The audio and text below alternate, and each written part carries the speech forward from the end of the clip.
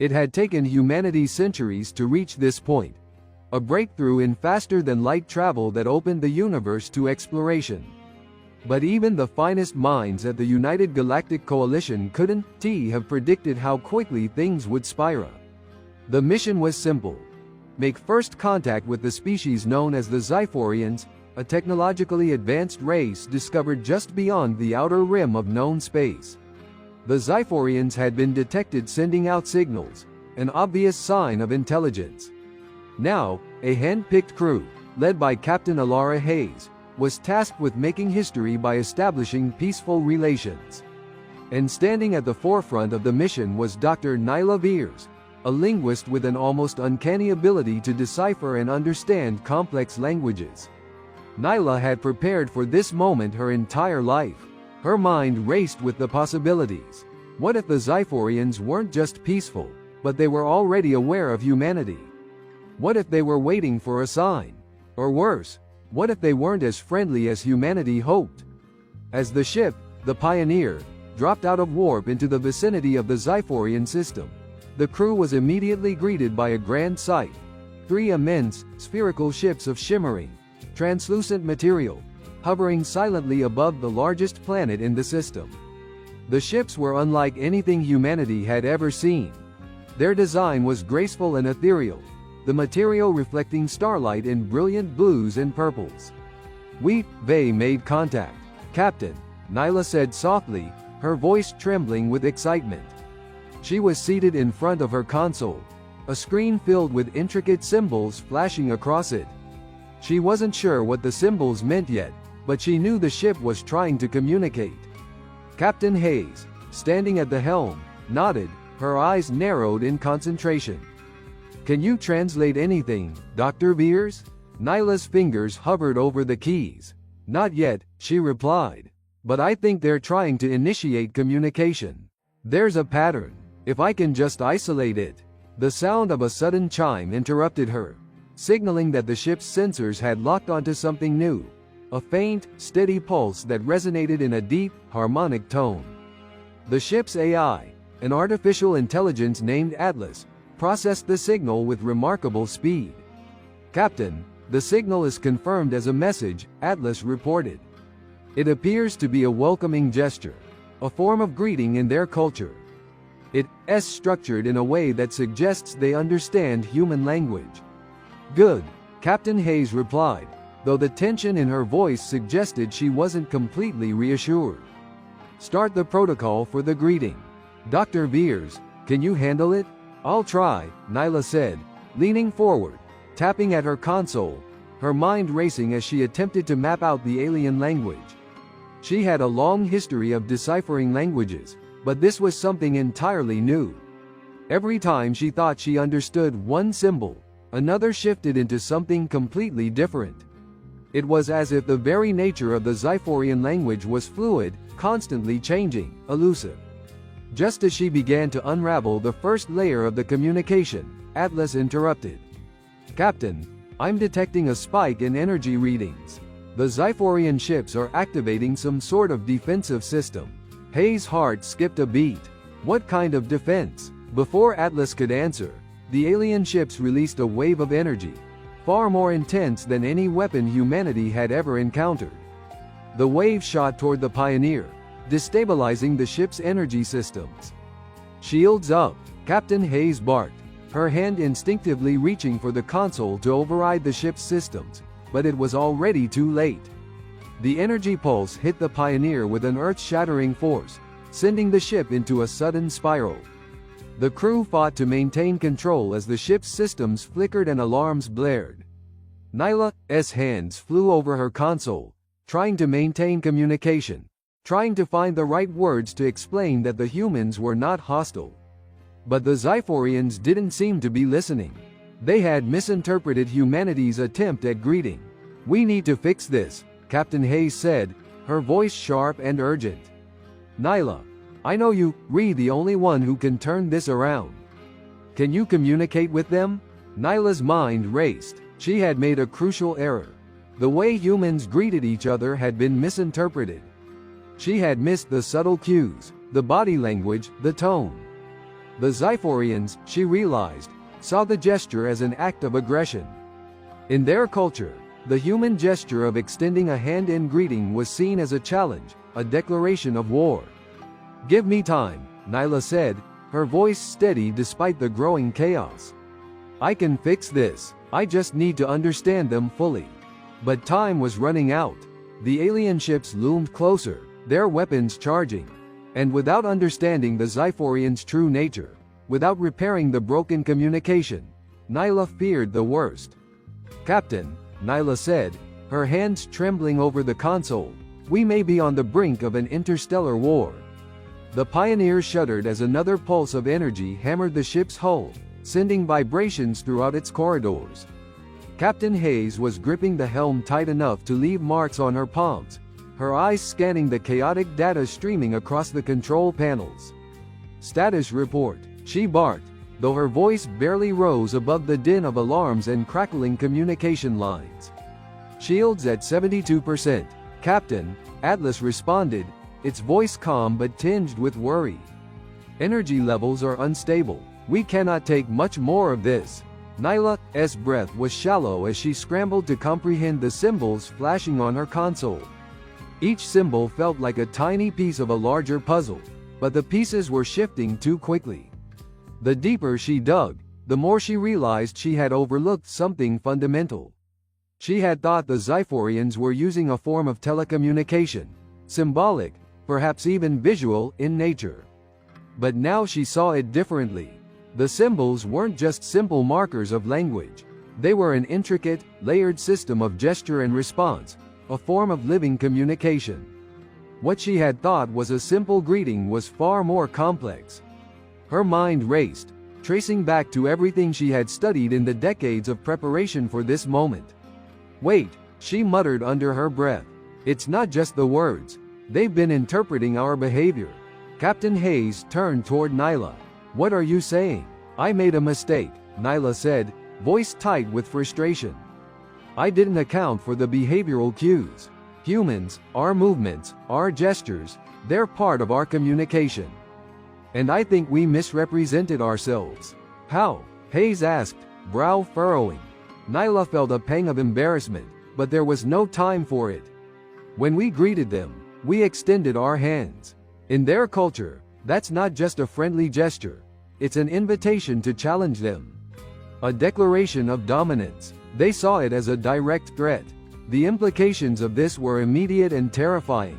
So, their defensive systems, the energy blasts, they weren't just a precaution, they were a counterattack to what they perceived as aggression." Hayes' voice was low, understanding beginning to dawn in her eyes. Nyla nodded grimly. "Exactly. And we've only made it worse by doing nothing to explain ourselves. The way we responded, our shock, our defensive posture, it's probably being read as an escalation." "Can you fix it?" Hayes asked, her voice steady but edged with fear. I think I can, but we need to try something different. I need to communicate with them, not just with words but with our gestures.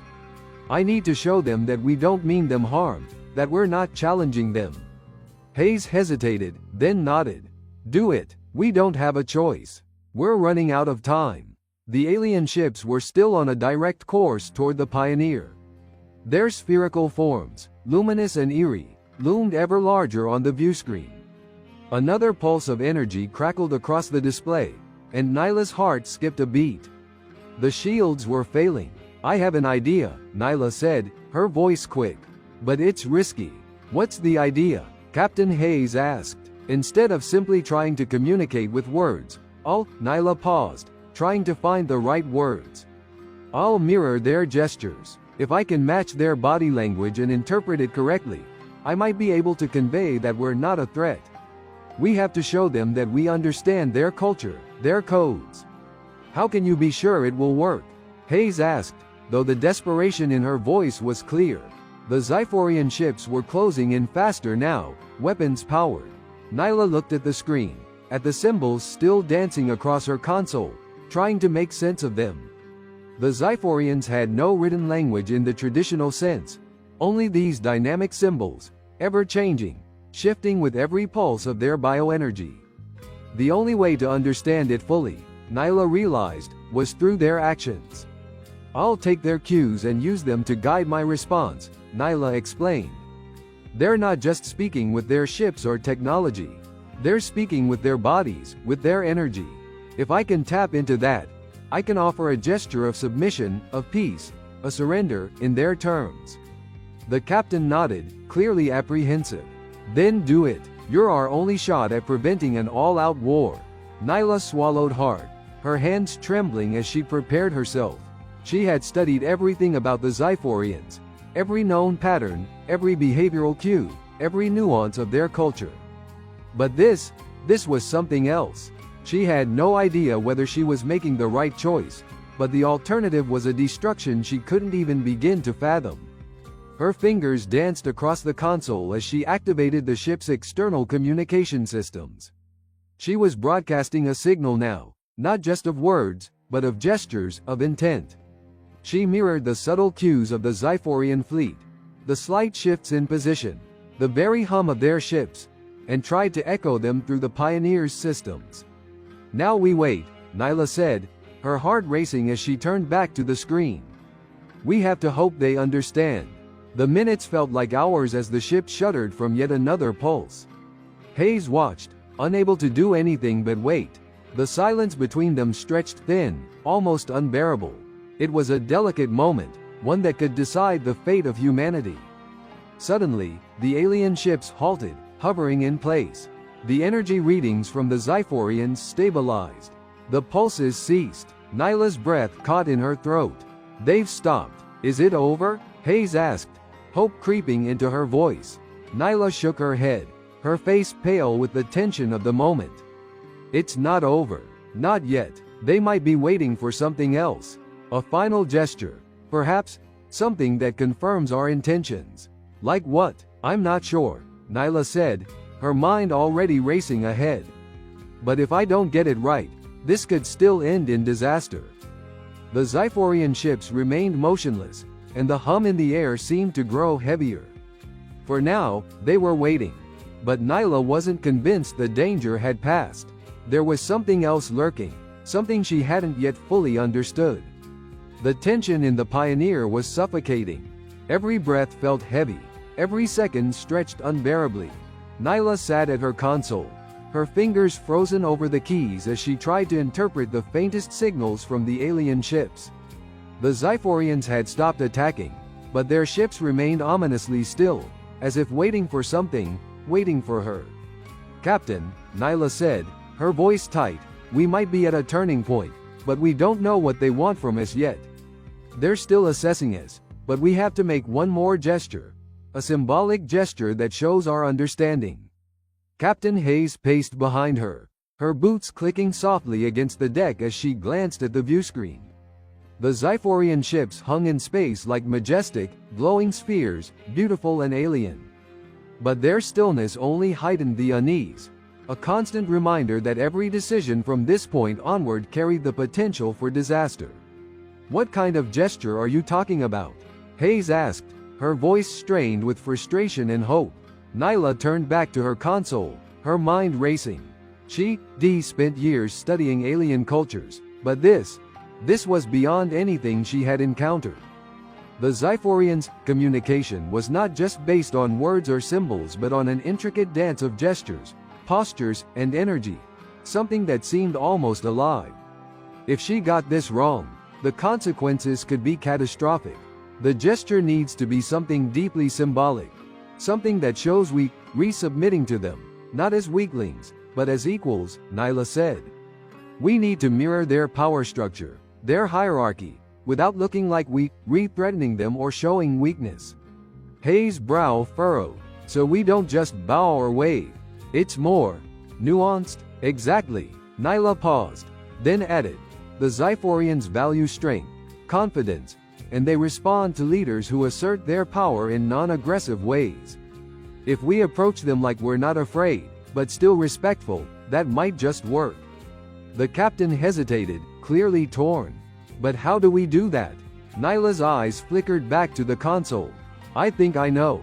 Their ships, how they've been positioned, show a kind of formation.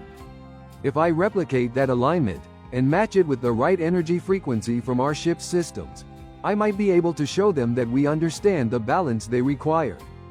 But if we do this wrong, Hayes trailed off, her voice heavy with implication. I know, Nyla replied, her voice barely a whisper. If I misread one gesture, it could be seen as a declaration of war. A soft ping from her console interrupted the conversation, and Nyla quickly turned back to her screen. A new set of symbols appeared, this time slower, deliberate. It was as if the Xyphorians were offering her a chance to prove herself, a window for communication she hadn't seen before. Captain, I think they're waiting for a response, Nyla said, her pulse quickening. We don't have much time, Hayes responded. The energy readings are rising again. They're getting ready to fire if we don't give them something. Nyla took a deep breath. She was about to make the most important decision of her life, one that could either avert catastrophe or push two species to the brink of war. Okay, she said, determination flooding her veins. I'm going to transmit the gesture now. We can't afford to hesitate. Nyla adjusted the ship's systems, carefully fine-tuning the alignment of the Pioneer's energy fields to mirror the delicate patterns of the Xyphorian fleet. The symbols on her console shifted and merged, finally forming a coherent pattern. Nyla's heart raced as she activated the transmission. The lights aboard the ship flickered as Atlas synced with the ship's power grid, amplifying the energy signal. Slowly, the Pioneer began to vibrate in harmony with the alien ships, the ship's hull resonating with a low hum. It was as though she were tapping into some ancient language, one that was more than just sound, more than words. It was the very pulse of existence. Nyla turned to Hayes. It's done. Now we wait. The seconds stretched into eternity. Captain Hayes stood still, watching the Xyphorian fleet, her hands clasped tightly behind her back. The silence was unbearable. Then, just as Nyla feared she had made the wrong move, the Xyphorian ships reacted. The symbols on the viewscreen shifted once more, transforming into a new pattern. It was like a code unlocking itself, the answer to an ancient question that Nyla had just posed. But before she could fully process it, a new, distinct sensation washed over the ship. The Pioneer's energy levels spiked, and a soft, harmonious hum filled the air, growing in intensity. Captain, something's happening, Nyla said, her voice a mix of awe and fear. Is it them? Hayes asked. The alien ships had begun to move, not in an aggressive formation, but in a careful, deliberate dance. They were circling the Pioneer, their shimmering spheres radiating an energy unlike anything Nyla had ever encountered. It was as if they were considering her, scrutinizing every detail. This is it, Nyla murmured. This is the moment we've been waiting for. They're responding, but I don't know what it means yet. Suddenly, the hum crescendoed, and the Xyphorian ships released a burst of energy, not in a violent strike, but a pulse of light that surrounded the Pioneer. It wasn't an attack, it was something else, something different. Nyla's mind raced as she tried to interpret the new symbols flashing across her console. This wasn't an attack, no, this was a form of communication, but unlike anything she'd seen before. The pattern was cryptic, alien, and yet somehow familiar. Captain, I think Nyla began, but she was cut off as the screens went black. All communications with the Xyphorian ships severed in an instant. Status, Hayes snapped, panic in her voice. I don't know, Nyla said, staring at the blank screens. It's like they shut us out. For a moment, there was only silence, a deep, oppressive quiet. Then, the Xyphorian ships shifted again. They began to pull away. They're leaving, Nyla whispered, her heart pounding in her chest. I think they're giving us a chance. But just as quickly as the ships had stopped, they began to disperse, retreating back into the depths of space. The lights of the Pioneer flickered once more, stabilizing. Captain Hayes turned to Nyla, her expression unreadable. What now? Nyla stood motionless, her mind spinning. Now we wait for their next move. This isn't over, but it's not a war.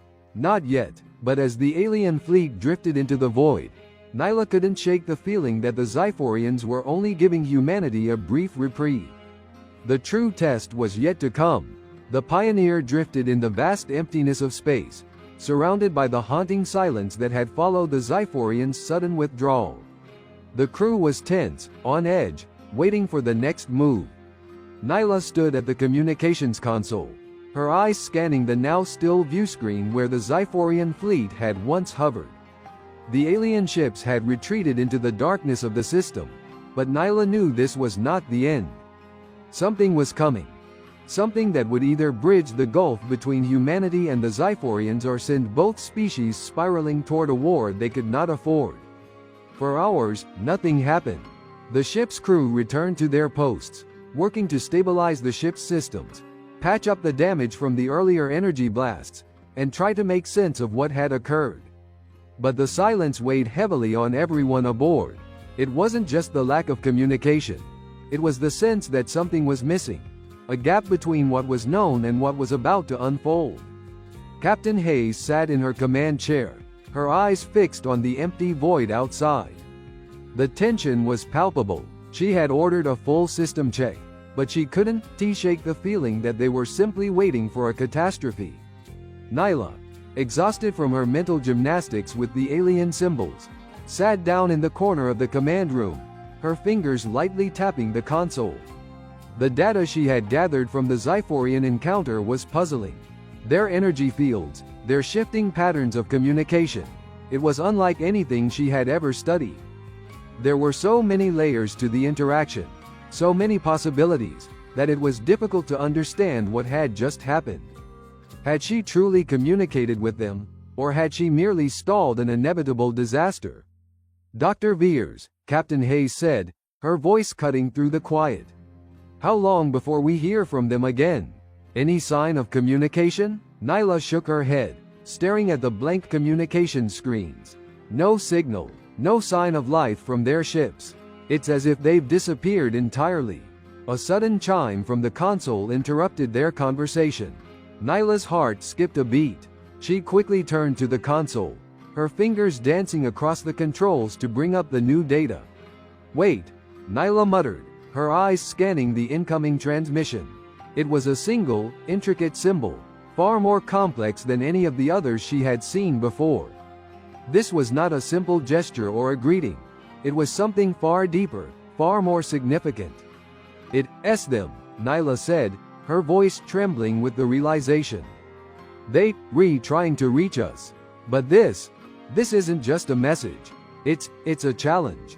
Captain Hayes stood up, her expression sharp.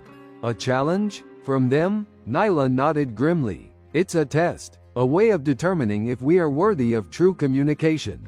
Their culture, their code, this symbol, it's something that humanity can't simply respond to. It's a ritual, an exchange of power, a way for them to evaluate us. If we fail, it could lead to war. Do you have any idea how we're supposed to respond? Hayes asked, her voice low and tense. Nyla swallowed. I think I understand part of it. They want to know if we can match their intelligence, their cultural depth. The symbol they've sent is a representation of their hierarchy, their place in the cosmos, their authority. They expect us to demonstrate that we can think at the same level, that we can engage in their kind of intellectual exchange. A pause filled the room as the weight of Nyla's words settled over them all. Hayes walked over to the viewscreen, her eyes scanning the empty space where the Xyphorian ships had once been. The question that hung in the air was the same one that haunted Nyla's thoughts. Could humanity meet their expectations? I don't think they're just giving us a chance to speak, Nyla continued, her voice quieter now. They want to see if we can reach their level of understanding. If we fail this, they'll see us as inferior, unworthy. And in their eyes, that's a reason for war.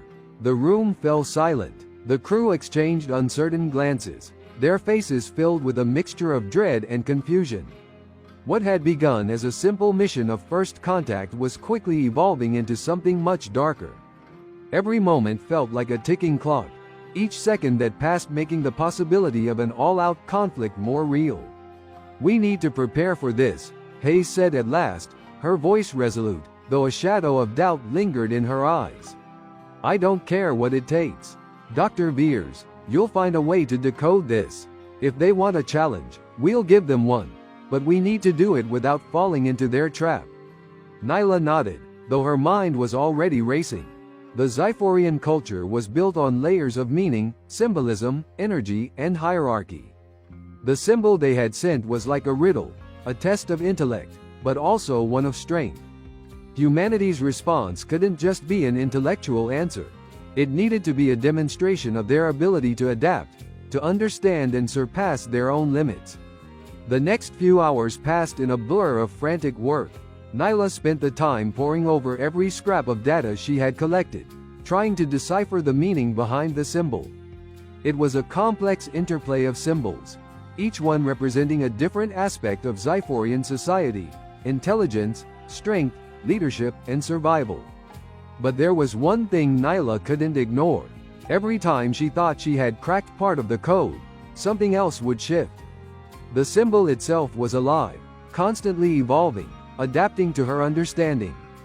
It was as if the Xyphorians were testing her in real time, making her engage in their process rather than simply receiving a message. As Nyla worked, the rest of the crew prepared the ship for the worst. They rechecked the shields, ensured weapons were in working order, and kept a close eye on the energy signatures from the Xyphorian fleet. The thought of war was beginning to feel more and more inevitable with every passing minute. Finally, after what seemed like an eternity, Nyla found a breakthrough. I think I've got it, she said, her voice cracking with exhaustion and excitement. I think I've figured out the first step in their challenge. But it's going to require a leap of faith. Captain Hayes looked up from her console. What do you mean? We need to offer them something beyond our technology, beyond our knowledge, Nyla said. We need to show them that humanity is capable of transcending itself, that we're more than just what we've built. If we can do that, we might pass their test. And if we don't? Hayes asked, her face pale. Then we're doomed, Nyla replied simply. The room grew colder, the air heavy with the weight of their decisions. The fate of humanity, and possibly of the entire galaxy, now rested in their hands. Nyla stood before the communication console, her hands trembling as she adjusted the energy fields on the Pioneer. She had been working tirelessly for hours, piecing together fragments of data, patterns, and subtle hints that the Xyphorians had left her. Every step she had taken had led to this moment. The first phase of the challenge was clear now, but the risk, the risk, was like nothing she had ever faced. Captain Hayes was silent behind her, watching with quiet intensity. The rest of the crew had retreated to their stations, awaiting orders. The atmosphere aboard the Pioneer was thick with anxiety, fear, and a strange kind of hope. There was no going back now. Nyla had to make the call. If she got this wrong, the Xyphorians might strike, and humanity might never get another chance. I think I understand their expectation, Nyla said, her voice soft but sure. They want us to show them something beyond our usual way of thinking. It's not just intellect or technology. It's about how we perceive the universe, how we challenge ourselves. They want to know if we have the capacity to transcend our current limitations. Captain Hayes stepped closer, her eyes narrowing in concern. And how do you propose we do that? Nyla turned toward her, her mind already racing. We have to offer them something they won't expect. We need to show them that humanity is capable of change, of evolution, something far beyond our technology. It's not enough to demonstrate our strength, our knowledge. We need to prove we're capable of growth, of learning something completely foreign. She hesitated, staring at the glowing symbol on the screen that represented the first step of the challenge. It was a simple yet profound idea, the ability to evolve. It was something that, at its core, connected all intelligent life, the drive to move beyond the status quo, to break boundaries and reach for something greater. But how do we demonstrate something so abstract? Hayes asked. Her tone was cautious, but there was a flicker of belief in her eyes. How do we show them that we're capable of transcending ourselves? Nyla closed her eyes, trying to center herself, to find a solution. It's not something we can just show in the traditional sense. We can't display it with a weapon or a piece of advanced technology. It's a gesture, Captain. A gesture of faith. Hayes stared at her, clearly unsure. A gesture of faith? Are you suggesting we trust them? After everything they've done? I'm not suggesting we trust them blindly, Nyla said. I'm suggesting that we extend a gesture of faith in ourselves, our willingness to change, to adapt. We have to offer them our vulnerability, our willingness to grow in ways they may not expect. But if we show weakness, Hayes began. It's not weakness, Nyla interjected, her voice firm. It's strength. True strength is in the willingness to be vulnerable, to face the unknown and evolve. If we simply challenge them with our might, we'll never earn their respect. But if we show them that we understand that there is more to existence than what we've built, that there's a deeper purpose to intelligence, we'll have a chance. Captain Hayes let out a slow breath, clearly torn. And what exactly do we do? What's this gesture? Nyla's mind raced. It was clear to her now. The Xyphorians had shown a desire for something far deeper than human achievement. They were not concerned with the superficial markers of success. They wanted to see if humanity could grapple with its own limits, its own potential for transcendence. We need to offer them something that represents humanity's ability to change, Nyla said, her voice steadying. A symbolic gesture that communicates our understanding of ourselves, and of them. I believe the gesture needs to be something deeply rooted in human history, a universal symbol of evolution. It's a demonstration of our willingness to step into the unknown and face the future, no matter the cost. Captain Hayes frowned, but she was listening. What kind of symbol? The Ouroboros, Nyla said, the word slipping from her lips almost automatically. It's an ancient symbol, the serpent eating its own tail, representing eternal return, renewal, and self-transformation. It's about the cyclical nature of existence, the constant change and evolution of life. It's a symbol that's understood across cultures, across civilizations.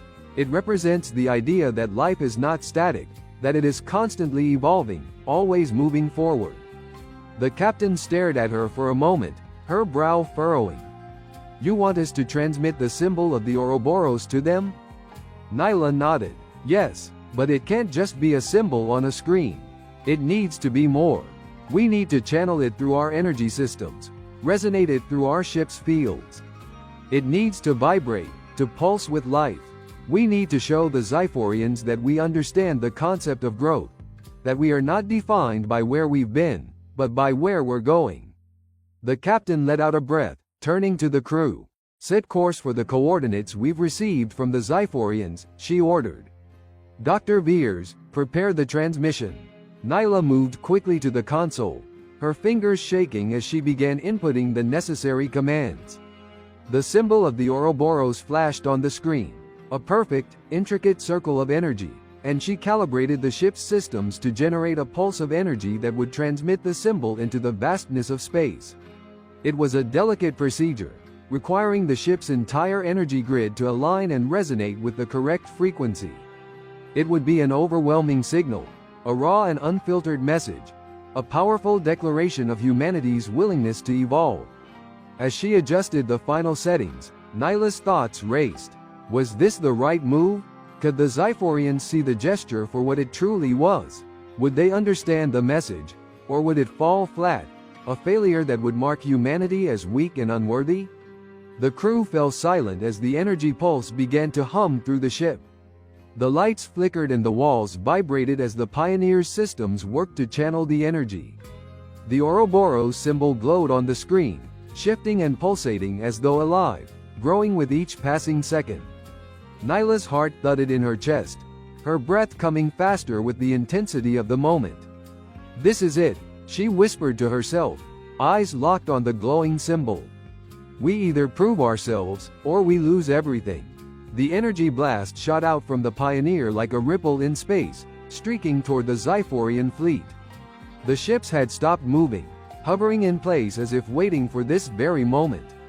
Nyla couldn't help but feel that, somehow, they were watching. Judging.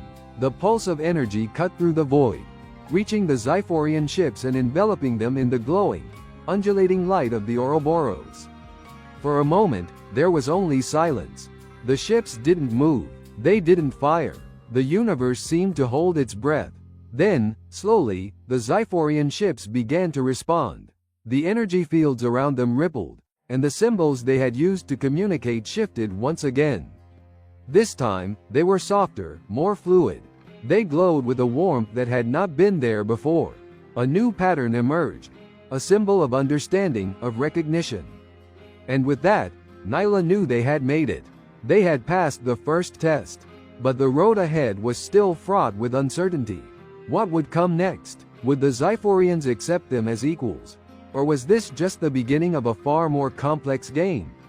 The hum of the ship's system slowly began to fade as the pulse of energy dissipated into the void, and the crew of the Pioneer stood frozen in place, their eyes locked on the glowing viewscreen. The Xyphorian ships had responded, but in a way that none of them could have expected. For a fleeting moment, there was hope. The symbols they had sent in return were not aggressive or threatening. They were not even coldly analytical. They were warm, inviting. The energy field around the Xyphorian fleet pulsed gently, the symbols shifting, and the ships rotated, aligning in a formation that seemed almost peaceful. Did we do it? Lieutenant Moran asked from his station, his voice tinged with disbelief. Nyla wasn't sure. I think we passed the first challenge. But that doesn't mean we're done. This could be the beginning of a deeper exchange. Captain Hayes had been standing at the back of the command center, her arms crossed tightly across her chest, her gaze locked on the viewscreen. She stepped forward, her face set with determination, but also a deep uncertainty. "Doctor," she said, her voice low, "you said they were testing our ability to transcend. But what if that wasn't all they were testing? What if they were testing something else?" Nyla's heart sank as the implications hit her.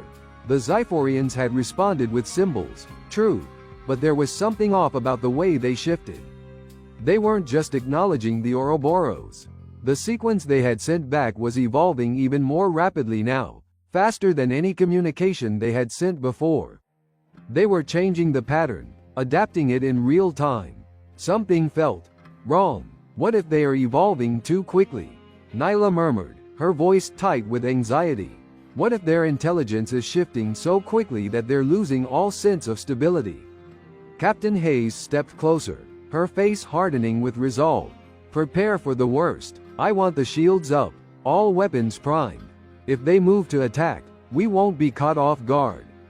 "Captain, we don't even know if," Nyla began, but Hayes interrupted.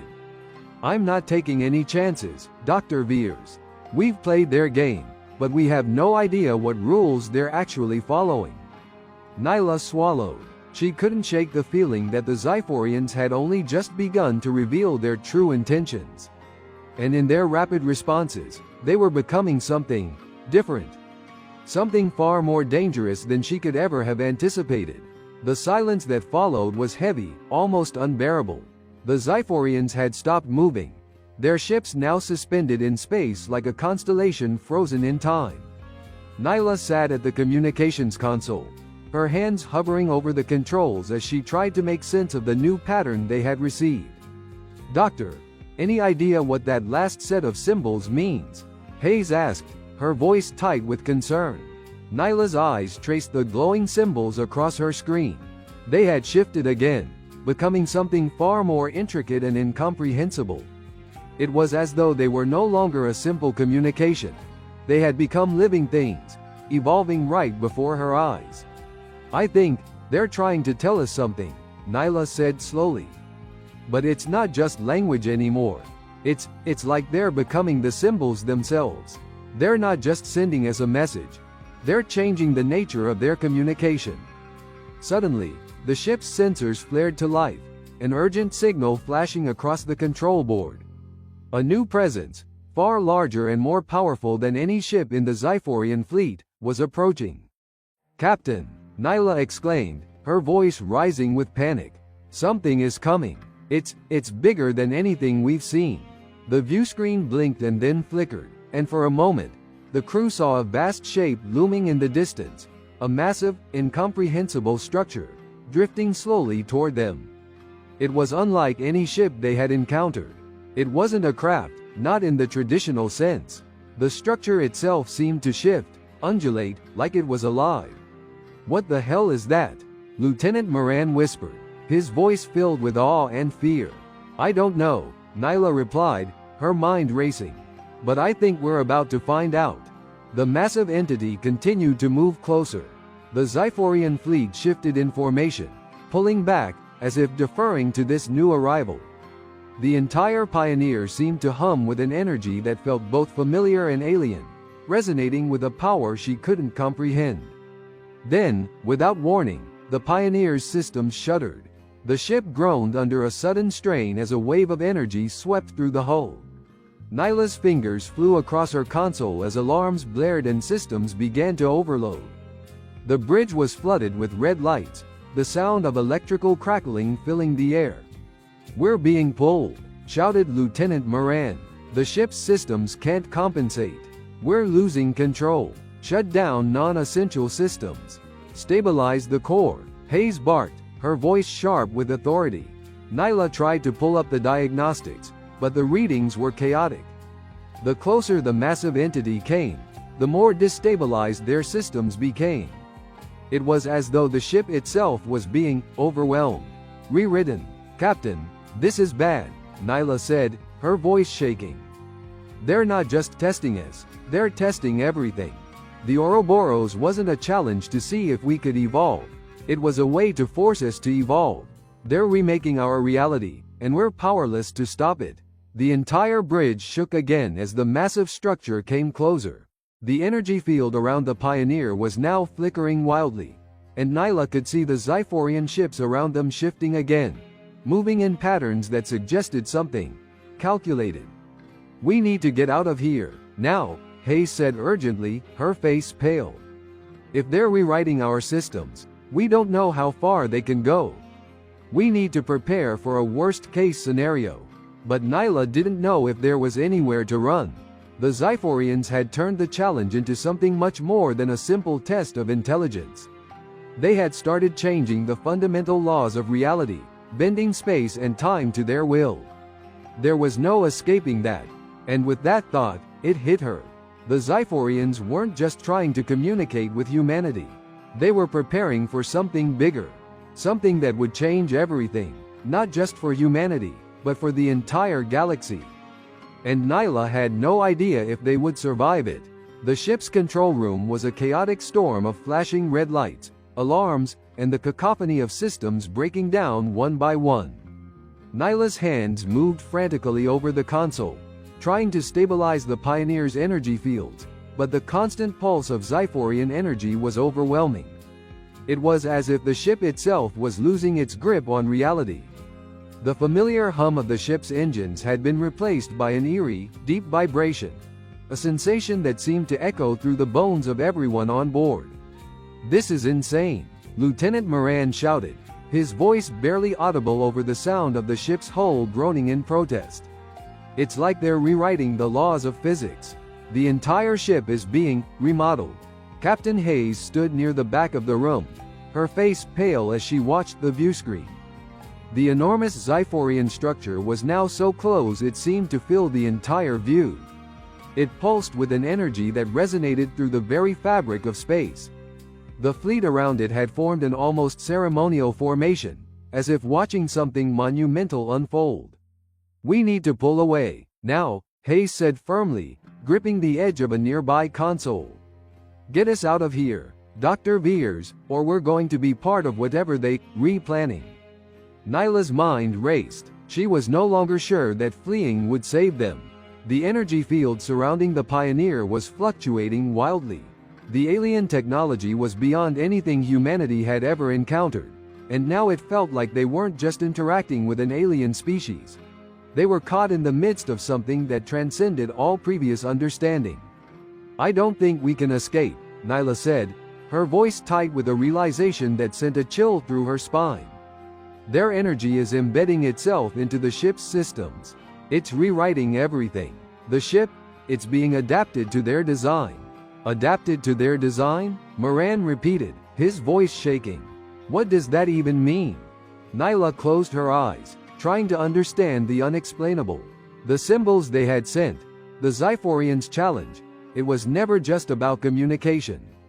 It was about something far greater. The Ouroboros symbol wasn't just about evolution. It was about transformation. They're not just testing us, Nyla whispered to herself. They're changing us, changing everything. The pioneer's hull trembled as if it were alive, shifting beneath them.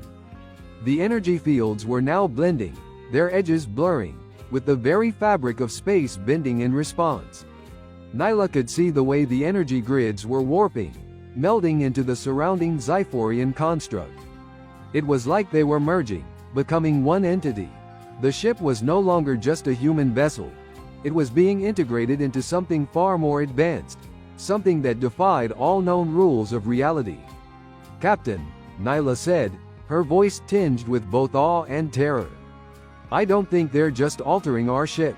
I think they're altering us, our minds, our perception of reality. They're trying to merge with us, on a cognitive level. Captain Hayes turned to her sharply, her face stricken with disbelief. Merge with us? What do you mean by that? Nyla glanced at the console, trying to decipher the data that was flooding in. It's like their consciousness is expanding, and we're being pulled into it. The Xyphorians don't just want to communicate with us. They want to fuse our minds, our ways of thinking, into their own. It's like they're pushing us to the brink of evolution, forcing humanity to evolve with them, on a level that's beyond our understanding. But that's insane. Hayes snapped. We're not even sure we can survive such a thing. The Xyphorians are alien, and if they're trying to force a cognitive merger. Before Hayes could finish, the viewscreen flickered again. The massive Xyphorian construct was pulsing more violently now, sending out waves of energy that seemed to distort everything in its path. A deep rumbling sound filled the ship, shaking the walls. Nyla could feel the presence of something far beyond the physical. It was as though the air itself was vibrating with intelligence, with purpose. Suddenly, the symbols that had been shifting so rapidly on the screen came to a halt. They froze into a single, perfect, radiant form.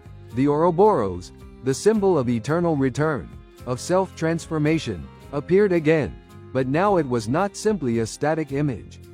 It was living, breathing, as if it were a part of the ship itself.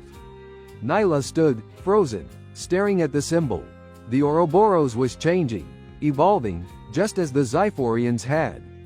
And now, the final phase of the challenge was upon them. The communications console came to life again, but this time, the message was clear. It wasn't a symbol anymore. It was a command, a final request.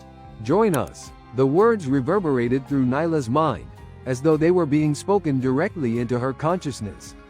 The message didn't just come through the ship's systems. It came from within her, an invasive presence that she couldn't push away. Join us, humanity. Evolve with us. Together, we will transcend the limits of the known. Together, we will break the boundaries of existence. Nyla staggered back, her head spinning. The voice was not a voice. It was a thought, a collective consciousness that reached into her mind and planted itself deep within. She felt it spreading, like a virus, like an idea she couldn't escape. This is insane, Moran cried out, his voice trembling. They're not asking us, they're ordering us. If we don't comply, we'll be destroyed.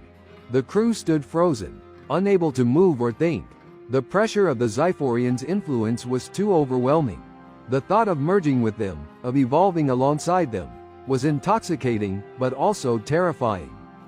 They could feel the vastness of the knowledge, the power, the infinite potential that lay on the other side of this merger.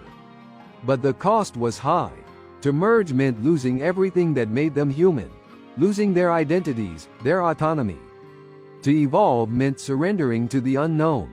We don't have to do this, Nyla whispered to herself, though the words seemed futile in the face of the overwhelming presence in her mind. We can resist, we have to, but as she said those words, she knew they were slowly becoming irrelevant.